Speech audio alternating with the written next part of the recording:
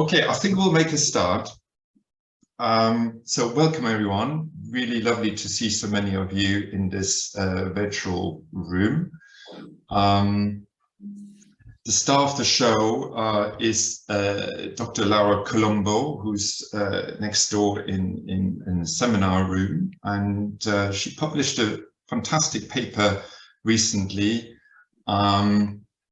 in the Academy of Management Learning and Education, very prestigious journal, published by a fairly mainstream publishing house and professional society.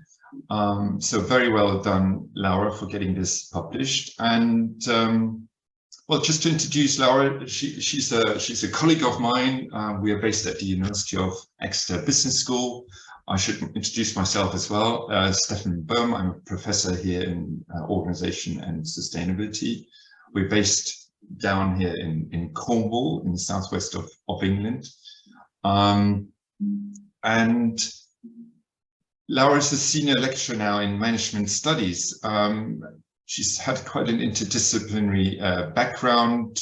She studied political science at the University of Milan and did a master's in social economics at the University of Bologna, and finished her PhD at Exeter a few years ago. And Laura published this paper really on the back of, a deep concern for what business education is really about, what it is for, and a deep concern for the world, as we can see in the daily news. There are lots and lots of global challenges, from climate change to social inequalities, from wars to ecological collapse. There's a lot going on in the world, and the simple question I think many of us are asking ourselves is, what should business education look like in a world that is fast changing and that witnesses so many challenges? So it's a fairly simple question, but very relevant and urgent question, and I think that was the starting point for her paper. So we set up this seminar here today for Laura to introduce her paper, but also to widen that debate, because it's not something that you can sort of do on your own, writing a paper, getting it published, and a few people read it. Changing the business school and changing higher education is a joint effort. It's a social effort. It's a struggle to stay relevant and stay, go with the times, as it were, and make sure the business school is relevant for today and for the challenges we are witnessing. So that's the purpose of today's seminar. We've got an hour. We also have two fantastic respondents who we invited in person to come down to Cornwall. We had two fantastic presentations by them yesterday, and let me briefly introduce them. We first of all have Dr. Sadhvi Dar, who's a reader in interdisciplinary management and organization studies at Queen Mary, University of London.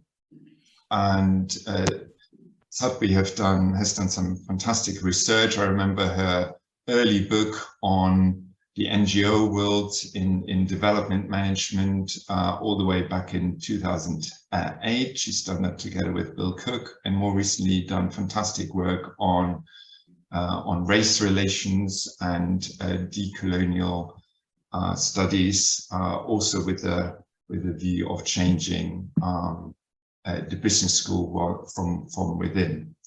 Then we have Professor Rick Delbridge from Cardiff Business School in Wales, also here in person, and Rick has got a very interdisciplinary research background as well, focusing mostly on innovation, work and employment relationships, Most notably, he's done a lot of internal work at Cardiff University to start a fantastic innovation center called the Social Science Research Park, Spark, to elevate social science research and make it really impactful for the Welsh region. And we talked about that yesterday here in person. And the reason we thought Rick could be a really good respondent to this paper is because he's put a lot of time and effort together with colleagues at Cardiff to work on what is called the public value kind of approach of Cardiff Business School. So there are a few business schools around who have tried to be different and be very conscious about its purpose and its mission. Okay, I should stop talking now and hand over to Laura, our star, and Laura will talk for about 20 minutes, and then we'll have 5 minutes each of responses by Safi and Rick, and then we open up to the floor. So please use the chat if you like. We can address these questions or comments after all the presentations, but you're welcome also to come in live with your questions after the respondents. Okay, so I'll shut up now and hand over to you, Laura. Over to you. Okay, thank you, Stefan, and thank you, Sadvi, Rick, and you all for being here today. I'm very grateful for you joining us. So I have about 15-20 minutes and would like to cover 4 points or discuss 4 questions. What's wrong with management education? What are the roots of the problem? What can we do about it? And how can we move forward? Just an ambitious agenda in 15 minutes, but we'll try. So here's the first question. What's wrong with management education? Well, I think we probably don't need to go too far to find an answer to this question. I'm sure that each one of us here today has some first-hand experience of the symptoms of what Fleming calls dark academia. And what's really shocking is to see how much has been written on the state of health of higher education and how little has changed as a result. The business school in particular has been described as a very unhealthy place, right? The place where the grand challenges of our time are exacerbated. And I'm sure that some of you will be familiar with this book by Martin Parker, Shut Down the Business School, where he suggests that we bulldoze the institution. So there's very little hope there. And likewise, Peter Fleming suggests that hope is, or change is unattainable or nearly impossible. So research demonstrates in particular that management education leads to at least 4 unintended dysfunctional consequences. First, management education nourishes greedy behavior. And there's a very powerful paper written by Wang and colleague, published in 2011, that demonstrates how economics education in business school is consistently associated with a positive perception of greed and a positive attitude towards greedy actions. Then management education seems to encourage an obsession with outputs, performance indicators, KPIs, or marks from the student's perspective. And this obsession, this instrumentality, leads to severe consequences on both students and staff mental health. And then third, management education, through teaching capitalism uncritically, exacerbates inequality. And for that is sufficient to have a look at tuition fees, in this country, for example, and in others as well, to see how business schools are extremely unrepresentative of society. When I was a student, I would have never been able to afford a business degree in pretty much any business school on the planet, let alone an MBA. And then management education, through upholding equal literacy, exacerbates the ecological catastrophe, which it has contributed to create in the first place. And in fact, it is rare to find in a business school curriculum issues such as planetary boundaries or environmental degradation or environmental justice or ecological thinking. So this looks like a very doom and gloom scenario, right? It's easy to be cynical about it and to conclude that there is no hope. However, Robert Merton suggests that dysfunctional consequences are precursors to change. And I'm quoting here, when an existing social structure is clearly dysfunctional, there develops a strong and insistent pressure for change. So from here, I try to dig a bit deeper into why we find ourselves into this situation, so into what are the roots of the problem.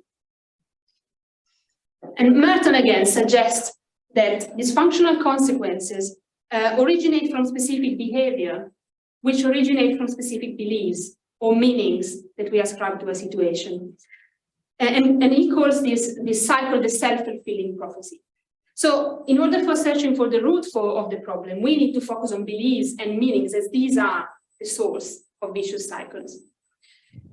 And so in the article that we are discussing today, I suggest that management education is based on these 4 fundamental assumptions. First, that humans are self-interested by nature. And this is Thomas Hobbes, right? The homo homini lupus, that we are wolves by nature to other humans. And then that students and staff are instrumentally rational. So that instrumental rationality is what guides our actions. That we are motivated by earning more money, or increasing our impact factor, or getting a first.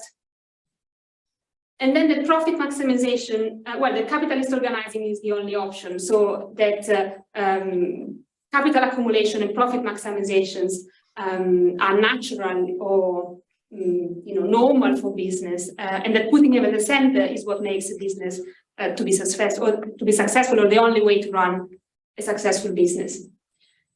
And then that management is a mechanistic discipline, so that it's possible to decouple economic growth and social environmental degradation. So my point is that these 4 assumptions generate self-fulfilling prophecies. And this is how I suggest this happens. So these are the 4 vicious cycles I identified. Now I won't go into much detail in here now, you can find them in the article, but just to give you an example, I wanted to focus on the first one. So assumptions of humans as self-interested result in teaching self-interest maximization, which encourages greedy behavior, which reinforces the assumption that we are self-interested. And the same logic applies to the other assumptions as well. So what can we do about it? This is one of the questions that I would really like to discuss with you today. I'm going to suggest what I believe can be one way forward, obviously not the way forward, but just one idea.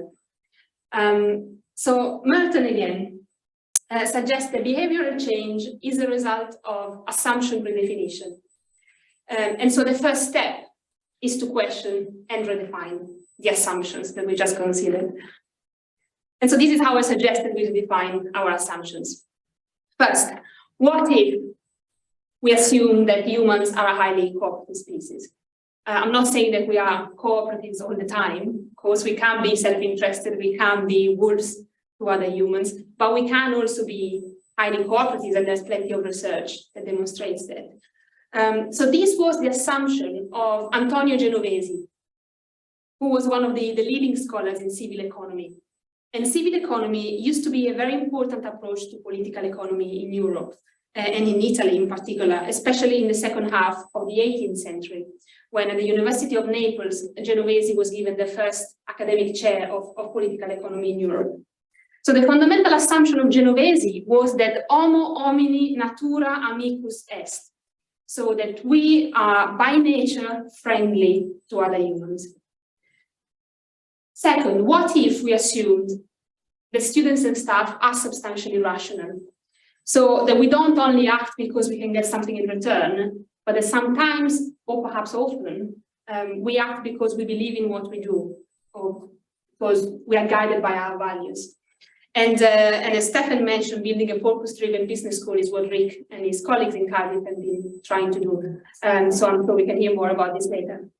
And then, what if we assume that capitalist organizing is just one possible way, and one that historically has been built on extractive, exploitative, and linear systems of production? There is now a lot of research on the so-called alternative or post-growth organizations that really highlight how capitalist organizing is just one way of organizing.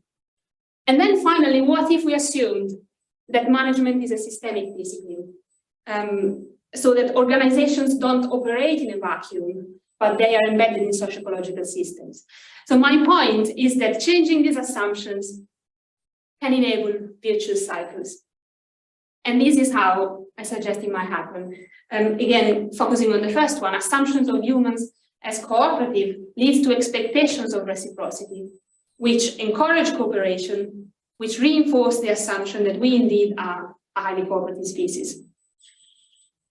And so what I suggest is that the civic management education may lead to 4 functional outcomes: cooperative humans, substantive institutions, fairer societies, and ecosystem regeneration. There is research supporting this intuition. You might have heard of the Pygmalion effect, for example. That was Rosenthal and Jacobson in 1968. They discovered that expectations in the classroom do influence students' behavior. So expecting that a student is high achieving will indeed, help them to perform as best as they can. So as I said, I'm not suggesting that this is the recipe for change. This is just one possible way to rethink management education, and clearly is one that very closely relates to my cultural roots, to the place where I was born, to the experiences I had. But the notion of civility needs problematizing, and I'm sure that Sabri can help us do that later. But I wanted to spend a minute now just to explain why I've chosen the word civility. So why Civilise the Business School? First, I wanted to reclaim the word civility because for a long time, civility has been associated with oppression. I think about the civilizing mission of imperialism, of colonialism, for example. But we can use the word civility as a synonym for liberation as well. And by that I mean liberation from the hegemony of capitalism. So from the Latin civilis, civility means relating to public life. So in the context of the paper and in this context, to civilize the business school means to restore the broken relationship with each other and with the wider socio-ecological system in which we work. So we used a nice word in the discussion we had yesterday, which was rehumanize the business school. So to civilize the business school means to reconsider what is the aim of higher education and refocus it around the creation of public and economy. And then, as I mentioned, the word civility relates to civil economy. And civil economy emerged in Italy during the Renaissance in the first half of the 15th century. It flourished during the Italian Enlightenment in the second half of the 18th century, with Genovesi and others, and then it progressively disappeared. But in the last 20 years, civil economy started re-emerging, thanks to the work of Leugino Bruni and Stefano Zamagni, for example. So I wanted to contribute to putting a spotlight on this, while at the same time trying to push the civil economy agenda towards a more ecological approach. Because at the moment, the conversation in Italy, rather than being quite male-dominated, is also quite anthropocentric. And then finally, I've chosen the word civility because that relates to the civic university agenda, which is currently being discussed in the UK. And civility is a word that has already entered the boardrooms of many UK universities. So again, I wanted to contribute to build momentum around this, and at the same time, trying to push the civic university agenda towards a more radical and an holistic, perhaps, approach. Because at the moment, the conversation doesn't really question, or doesn't often question, the oppressive roots of management education. So how can we move forward? This is where I would really like our conversation today to focus. And in the article, I suggest adopting what Gibson Graham identified as a framework for change, combining these 3 elements. So a politics of the subject, or reflexivity, or changing ourselves, with the politics of language, so building a new civic language, with the politics of collective action. And the combination of these 3 should facilitate policy change. So what I would like to draw attention on today is this dimension, politics of collective action. So the importance to come out from our niche, come together, support each other. And I wanted to take an opportunity to share a couple of very practical ideas. And this is where I would also like to conclude. So first, here at Exeter, I believe that what we are doing in Cornwall is already moving in this direction. But thinking about what's happening here and what's happening in the wider business school, I wonder would anybody be interested in having a more practical conversation about how can our own business school become more civic. I am, and I suspect a few others are too, but I know that a few others are too. But if there's anybody else out there today who is interested in creating the space for this conversation to happen, then please let me know. What I was thinking about is to perhaps organize an open space meeting in the spring and to take this discussion forward, but we can decide together how to move ahead. Second point, if you're not based at Exeter, but you're interested in having this more practical conversation, I have been contacted by colleagues from other institutions to help them bring these reflections to their own context in the form, for example, of a visioning exercise, or again, an open space meeting or a world cafe. And if this is something you're interested in, and if you need any help, I would love to hear from you, let me know. And finally, the third point, if you are an early career researcher and you're interested in critical pedagogy, so in changing or challenging the way we teach and what we teach, then you might be interested in MEND, which stands for Management Educators Navigating Degrowth.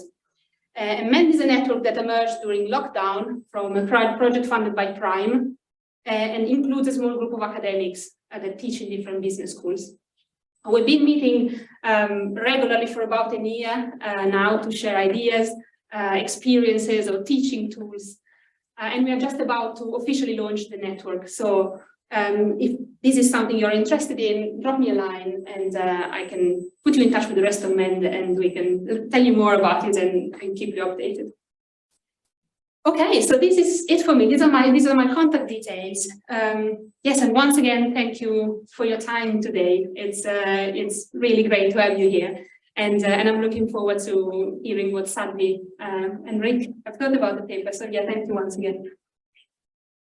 Okay, thank you, Laura. I'm going to jump in. Hello, I'm Sadvi and I've got a few notes that I'm going to be reading from in response as discussant to Laura's paper. So thank you for the invitation, and it's a pleasure to be here. I'm going to have three arguments that I'm going to put forward.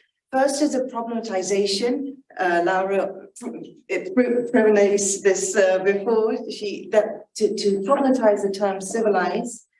And secondly, to think about the limitations of offering institutional solutions to some of the problems that we're outlining. And lastly, to think about if we can make space for a critical praxis outside of institutional structures. So firstly, in terms of the problematization of the term civilize, whilst Laura has tried to reclaim this notion, I do question whether in its modern meaning, can we extract it so easily from Europe's civilizing mission that structured the cultural justification for the colonial exploitation of the global South. For example, in the 19th to 20th centuries, the British strategized to invade, control the revenues of the global South, its colonies, and importantly, they also committed to a cultural mission to civilize the natives, that is to bring the natives closer to being European, in a sense, what they justified as being closer to being human. So at its core, the civilizing imperative has an educational strategy to uplift, improve the backward natives. And it also assumes that the native is a lesser human, a lesser being, and that deficit I see is continually being projected into our present and contemporary understanding of the global South. For example, I've come across multiple, indeed, in the majority of our textbooks, be they on CSR business ethics, talking about the ungovernable global South, the innately corrupt global South. And at the same time, that projection is internalized by Black and brown bodies, by global South students in my class who look to Europe to come and to bring them out of this, what it seems to be for them, an inescapable immorality and political economic situation. So I just want to kind of question whether we can embody civilizing imperatives without dehumanizing the other. So my second point is the limitations of institutional solutions. The paper quite rightly and importantly identifies the political economy of the university and the business school as a capitalist form of political economy that prioritizes profits, expansion, growth, and greed. And again, importantly, the paper shines a light on alternative solutions that open up and promote a radical shake-up, yes? And these are the words in the paper. So looking for a revolutionary change, a transformative change. And one way in is to reconsider human nature. And this kind of, I think, resonates with my first point around civilizing and the problematization of humanness itself. And secondly, it reconsiders education as civic engagement. And these shifts are argued to bring about shared understanding. My position into this is to think about how capitalism distributes wealth and worth along a racial scale, and it also reinforces gender violence by naturalizing violence against women and trans people.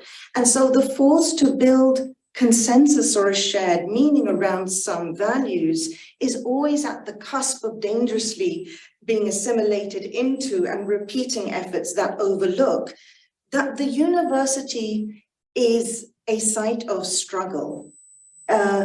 Racialized, gendered subjects have made interventions in dominant discourses. And that means that there has been a persistent, a historical, enduring clash among hegemonic practice and radical demands for transformation. And in that, there is that radical promise of what the university can be, right? That there is a clash, that there is a tension, and the university is in some way a conduit that has within it this possibility.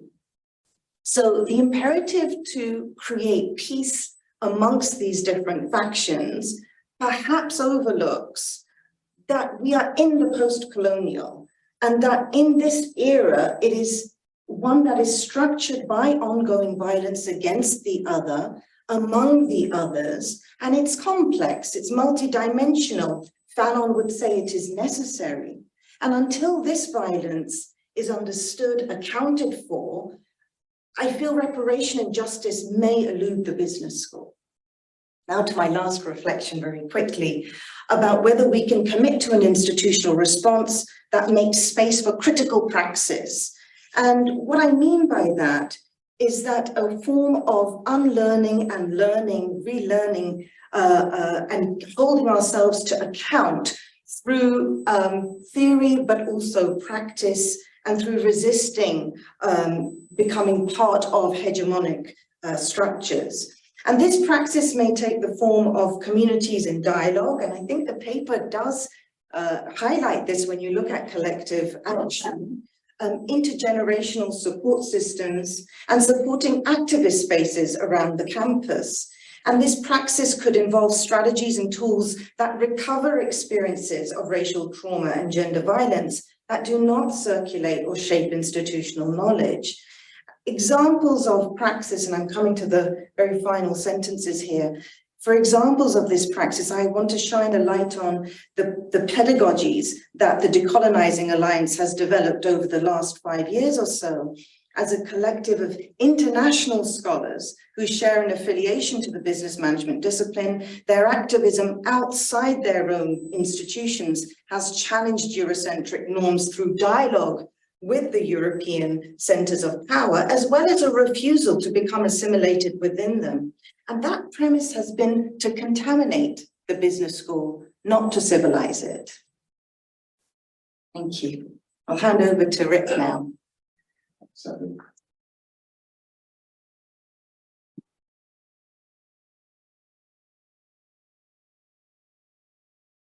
Thanks to Laura for a stimulating paper. Thanks to Stefan, Laura and colleagues at Exeter University for the invitation to be here in Cornwall, my home county. And I'm going to try and bring a bit of optimism to the conversation. I'm going to perhaps look in some surprising places for that optimism. First, a word or two about Laura's paper, a welcome challenge to what business schools are and should be. And I will reflect briefly on one of the key analytical points in Laura's paper around rationality. And this touches on the work that Martin Kitchener and myself wrote about in the development of the Public Value Business School strategy in Cardiff, where we talk about the potential for substantively rational action to open up space to be different and do good. And that's the space I want to look at in the next few minutes. I will perhaps surprise some people by finding some reasons for optimism in the latest REF exercise. I'm going to talk a little bit about the evidence on impact from the REF exercise. And then in the last couple of minutes, I'll talk a little bit about a move towards variously referred to public good, public value, or purpose, and a rise in discussions around what purposeful business schools might be and do. And in that context, I think we're talking about advancing institutional change. We recognise, as my fellow speakers have done, the barriers and constraints to institutional change. But colleagues, we are inhabiting these institutions. Some of these things we do to ourselves. And I want to strike a chord for what appears to be, I am an optimist, what appears to be a growing legitimacy around some of these changes from important places, I think. First off, there are 2 business schools in the UK that received 100% 4-star, i.e. world leading rankings for their research environment. Cardiff Business School is one, so it's a great opportunity for me to blow our trumpet. The other is Lancaster University Business School. And I want to just take a snippet from each of those environment statements. Lancaster's reads including the comment, inclusive interdisciplinary research that engages with society's grand challenges, a strategic approach to engagement across public, private and third sectors, local and regional collaborations as a civic university, including extensive work with SMEs. Cardiff's includes reference to the public value strategy, which is oriented towards our 5 flagship grand challenges: decent work, fair and sustainable economies, future organisations, good governance and responsible innovation. Cardiff Business School was awarded the best large responsible business in Wales in 2019 by Business in the Community. I make 2 points with those brief references. These schools are doing some of the things that I'll personalise this. I don't want to put words in the mouth of Laura and Sadvi. They're doing some of the things that I think we should be doing. But more importantly, perhaps the REF sub-panel is recognising the value of those things and very clearly signalling that these are the things that it values in its evaluation of research environments in our business schools. Business schools are impactful in a variety of ways, and I don't disagree for a moment that some of their impact is really quite damaging. But again, in an overview of the impact of REF, impact cases, and I was on the panel as an impact assessor, a large proportion of the impacts are on public policy, local, regional, national and international. Quite a lot of the impact is on professional practices in businesses. There were relatively few, at least in the ones I saw, of impact cases where the business school worked with businesses to do more business. That's not the common approach that we saw in the impact cases. So I think there's some reason to be somewhat more positive about at least some of how business schools are being impactful on their local and national communities. It brings me to the final area I'll say something about, which my colleague Martin Kitchener has particularly picked up on in work he did for the Chartered Association of Business Schools around what he describes as an emergent P school or purpose-driven business school model. And he recently wrote a report for the CABS on business schools and the public good. And I think that's notable, particularly when last week or the week before, the British Academy wrote a report entitled Teaching Purposeful Business in UK Business Schools. And this in particular argued that business schools can support the purpose agenda by putting problem solving at the heart of their educational programmes. And I think that that twin approach through the work that Martin's doing about in identifying some schools that are increasingly putting their hand up as purpose-driven schools, the very fact that an institution like the British Academy is lending its weight to the emphasis on purpose. And we are seeing individual journals increasingly signal a willingness to broaden their engagement with this sort of research work. So I should here, I think, give a shout out to Journal of Management Studies. I'm currently editing a special issue with colleagues that challenges the underpinning foundations of capitalism, and they've just put out a call for a special issue on repurposing management for public good. So I think there are some signs, perhaps at the margins, that there's a willingness to change and engage. And in the last couple of moments, I want to give a shout out to my colleagues, Deb, Luciana and Marcus, who in the last few days were awarded Cardiff University's Exceptional Enhancement of the Student Learning Experience Prize for their first year course on economy and society. That's got over 300 students in it. They've developed this programme in conjunction with Fiona from Citizens Cymru, and they basically introduce students to concepts around community organising, which is an approach that Citizens Cymru use. And then part of the programme is that the students themselves get out into their local communities to identify particular campaigns that citizens in Cardiff would welcome. And they're currently, I think, working on projects around reducing school carbon footprints, affordable, sustainable public transport, and the cost of living crisis. So this, what the British Academy says it wants to see more of, this is happening in our schools, at least some of our schools. So final comments from me. My excuse to be optimistic is that there's an increasing recognition of business school societal responsibilities and an increasing dissatisfaction with business as usual. I think a lot of that is drawn from the dissatisfaction of early career researchers and doctoral students like Laura, who don't want to spend their time doing the sorts of things that people like I have been expected to do through much of my career. I think the increasing moves towards varieties of public good, public value, purpose that embrace substantively rational action, commitments to values and purpose, not an instrumentally rational and thin understanding of what we are and what we're for. But the institutional context present considerable barriers and constraints. I don't for a moment overlook that, and Sadri gave a superbly compelling insight into some of those. Institutional change, when it challenges convention, needs to be legitimised. So at the heart of my optimism is evidence that legitimisation is taking place, be it from the British Academy, be it from the Journal of Management Studies, be it from prizes from universities that say, yes, these are the sorts of courses we want our students to be taking.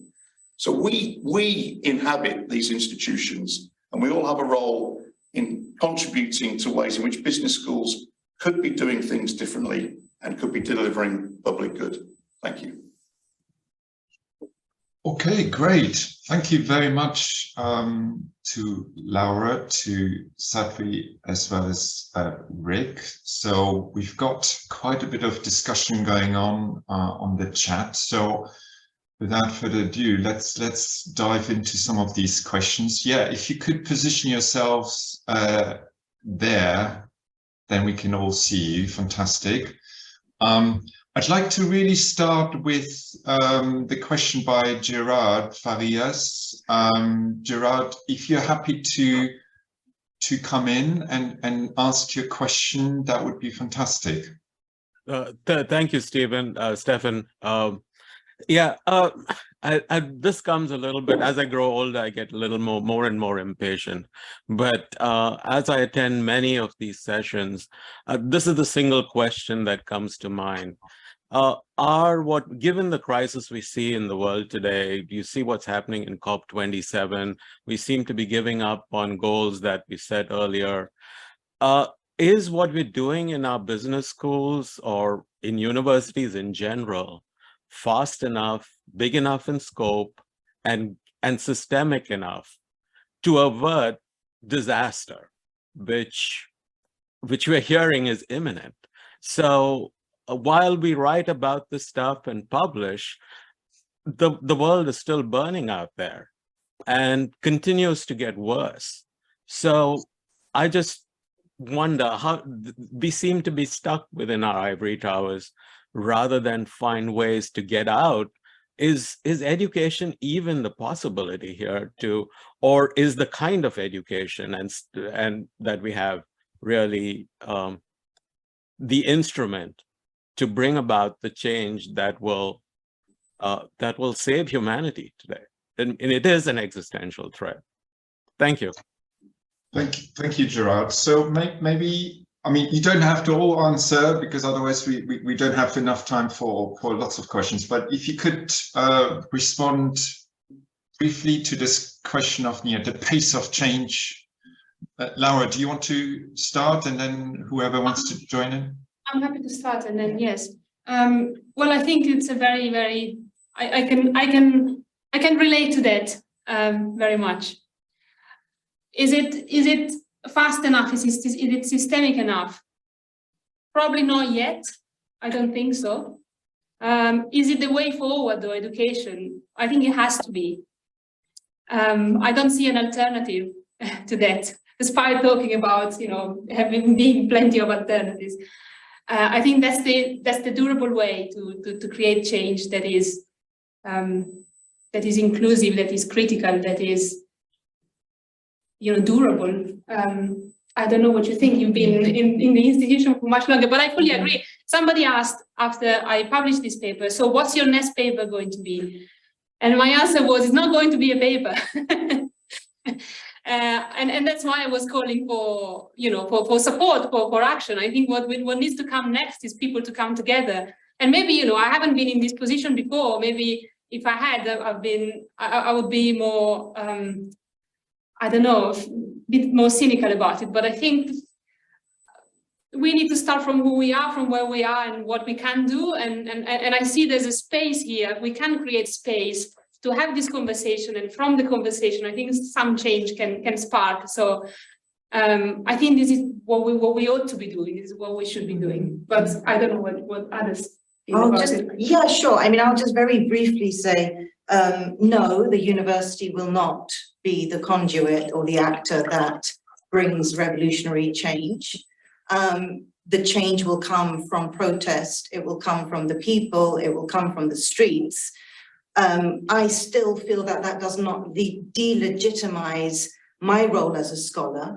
I am a critical scholar, I'm a radical scholar, and I have a place in the university. I think the university, as I've said, is a site that holds within it a radical promise. But is it the actor that will push change? No, it is not, and nor should it be.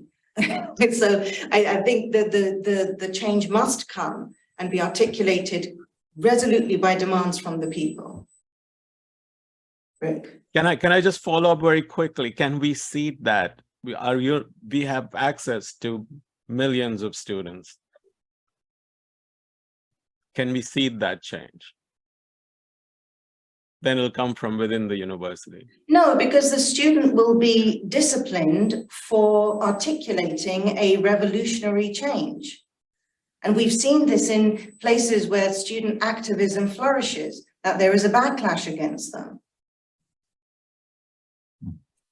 Can we just briefly hear from Rick, because he's the optimist in chief here? Yeah. Well, you're testing my optimism there. I do tend to agree with what we've heard from Laura and Sadvi. Actually, I think for longer term sustainable fundamental shifts in how society wants to be organised and its relationship with the environment and nature, universities have a role. But I tend to agree we aren't going to be the basis where that radical and rapid change, which you rightly described as needed, starts.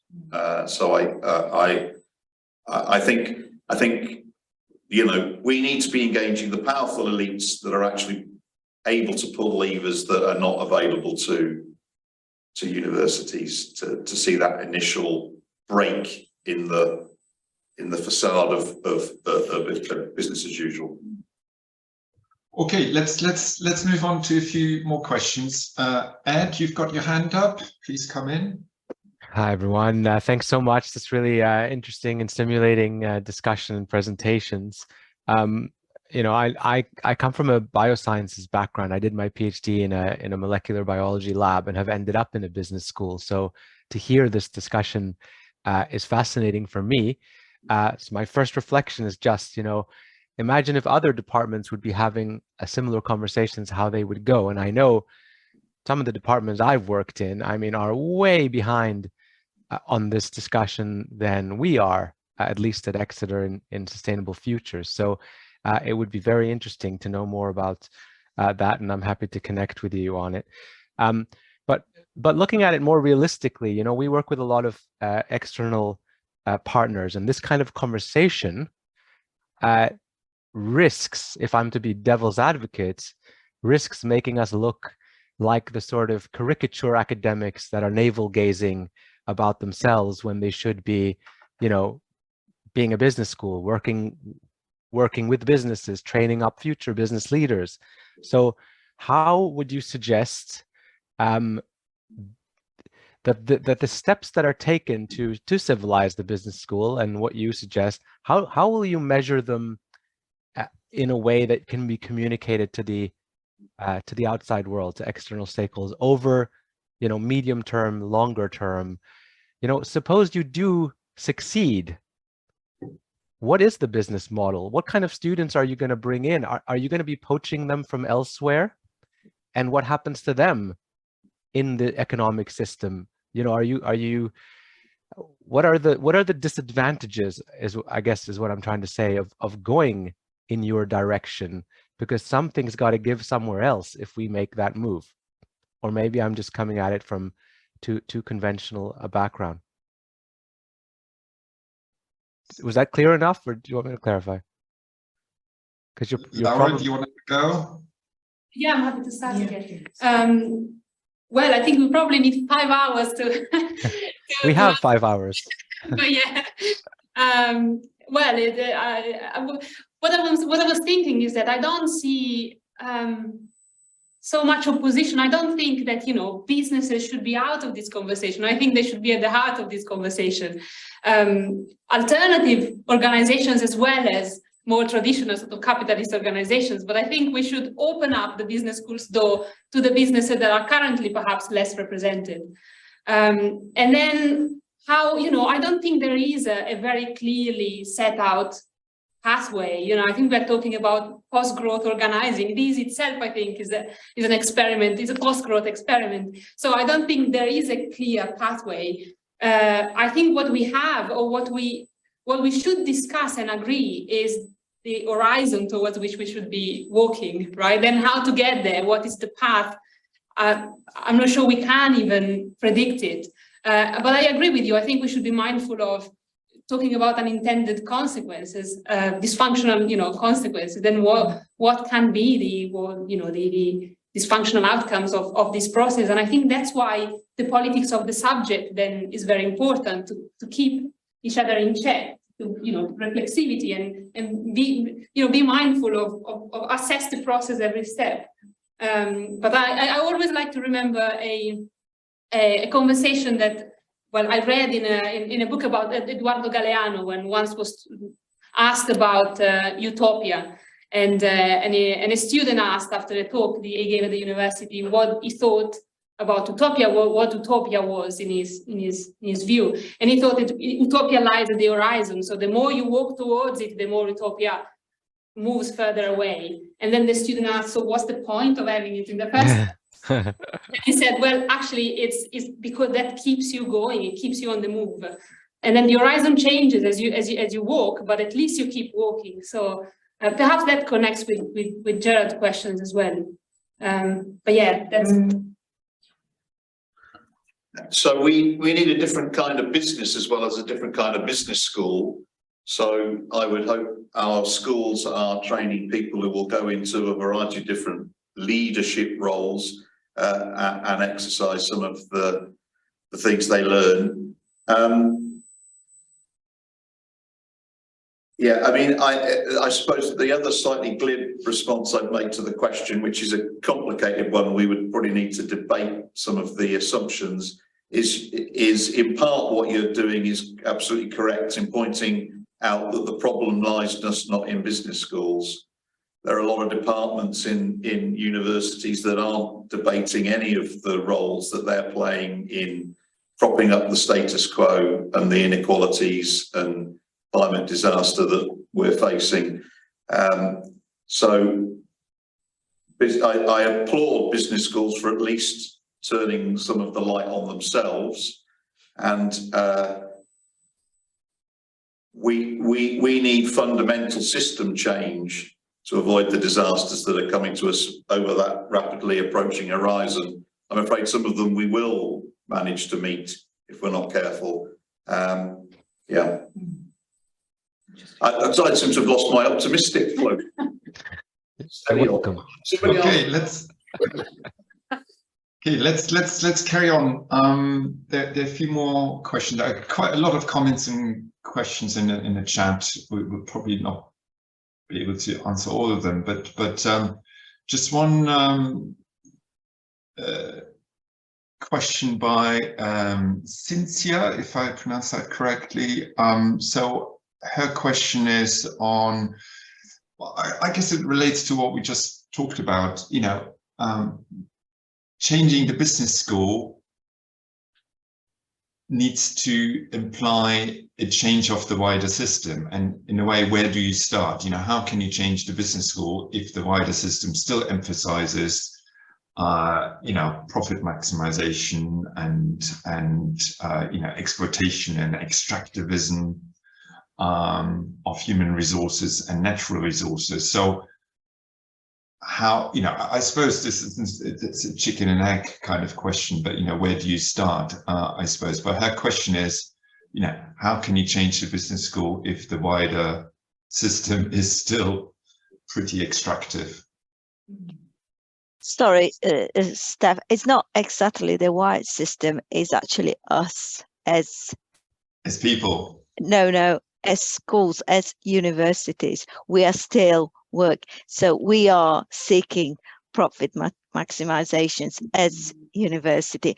We are exploiting staff, we're exploiting resources. So we are trying to educate to a civic education, or, you know, a civic management, but we're actually not practicing it. Yeah, sorry, you're absolutely right. So basically the university needs to run, or often runs, as a business. That's your point, right? Yeah. Yes, thank you. Yeah.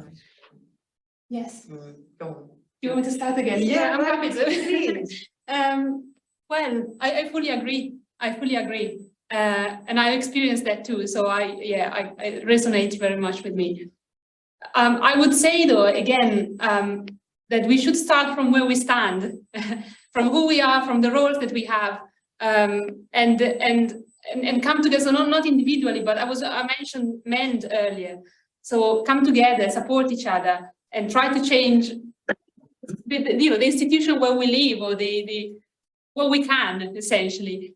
And then I agree, though, that there are some bigger structure that need influencing. But then again, maybe it's what Rick was saying earlier about making some key alliances with those in position of power who maybe are sensitive to this discussion, and maybe try to create some little space for change there. Then I don't see the whole thing changing completely, but I think there is an opportunity to make some change, or sorry, that was a bit of a confused answer, but no, I think also there's something about creating safety and creating spaces where we're free of violence. Yeah. I think that is very important. Given the situation, if we keep dwelling on a kind of question that's being posed almost to disempower us, which is, you know, the situation is out of control, it's impossible to change. I'm more interested in the here and now. You know, how can we create now a space? It doesn't matter if it's small, it doesn't matter if it's even transient, but how do we create a space where we are challenging the very modes and structures of violence within that small space, within the given set of relationships? And I think those are potentially spaces that can be liberatory. They can also be spaces that have ripple effects that continue on through unintended ways into through people's bodies, through people's discussions, the way they occupy different spaces. And I'm not looking here for a systems change. I'm more interested to model something on a smaller scale, because I think it's important that we do repeat and experience spaces that are not violent, that are safe or principled. Yeah, can I just add something to that? I think actually scale is a key word here.